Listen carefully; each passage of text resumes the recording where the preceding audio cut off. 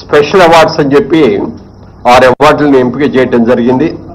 ఈ అవార్డులో first award NTR national award.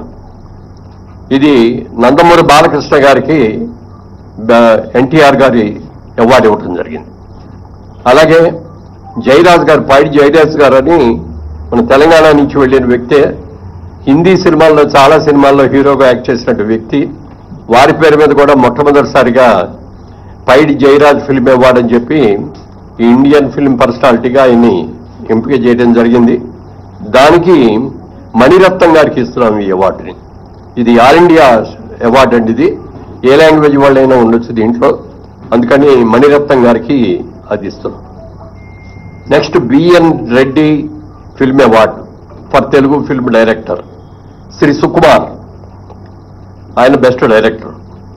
అలాగే 4లో Nagi Reddy Chakrapani film award Telugu film producer Atluri Purnachandra Rao గారు. అలాగే కాంతారావు గారి పేరును కూడా మొట్టమొదటిసారిగా రేవంత్ రెడ్డి గారు వీరి పేరు మీద కూడా ఒక అవార్డుని ఇవ్వటం జరిగింది. ఆ అవార్డుని విజయ్ దేవరకొండకి కాంతారావు గారు అవార్డు ఇస్తున్నాం.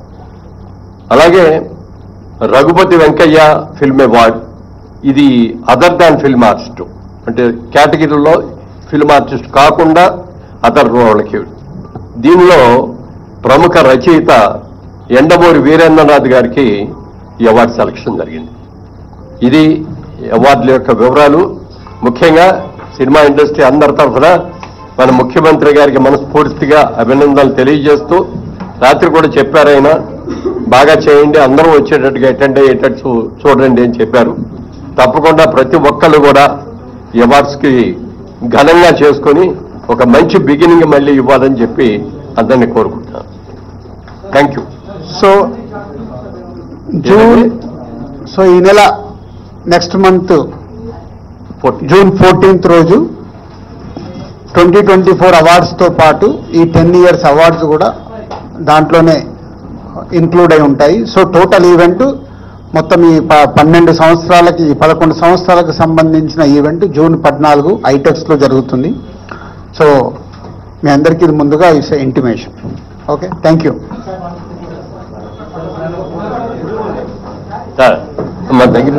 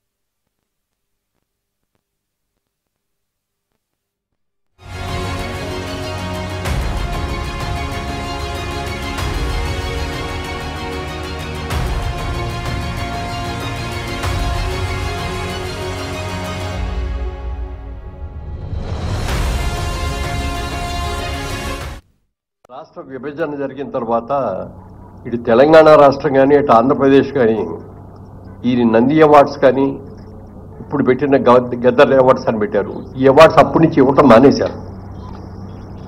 అది ఎందుకంటే ప్రతి వ్యక్తి కూడా ప్రభుత్వం దగ్గర నుంచి ఒక అవార్డు రావాలి, ఆ అవార్డు అందుకోవాలి, అది మన ఇంట్లో పెట్టుకోవాలి ఆ అవార్డుని అని చెప్పి అందరూ సంతోషపడతాం.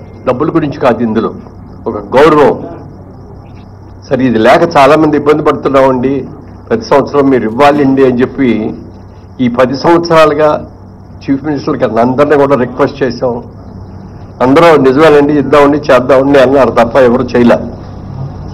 ఇప్పుడు మాత్రం రేవంత్ రెడ్డి గారు చాలా స్ఫూర్తి తీసుకొని ఆయన ప్రజాగాయకుడు గద్దర్ గారి పేరు మీద Gaddar awards, Telangana Gaddar film awards అని చెప్పి ఈ కార్యక్రమానికి ఆయన అనౌన్స్ చేయటం, దానికి దిల్ రాజు గారు మా కమిటీకి ఈ కమిటీకి నన్ను చైర్మన్గా వేసి మా కమిటీ సభ్యులందరినీ కూడా అందరూ అనుభవజ్ఞులే, అందరూ కూడా సినిమా ఇండస్ట్రీకి సంబంధించిన వ్యక్తులతో ఈ కమిటీ వేశారు.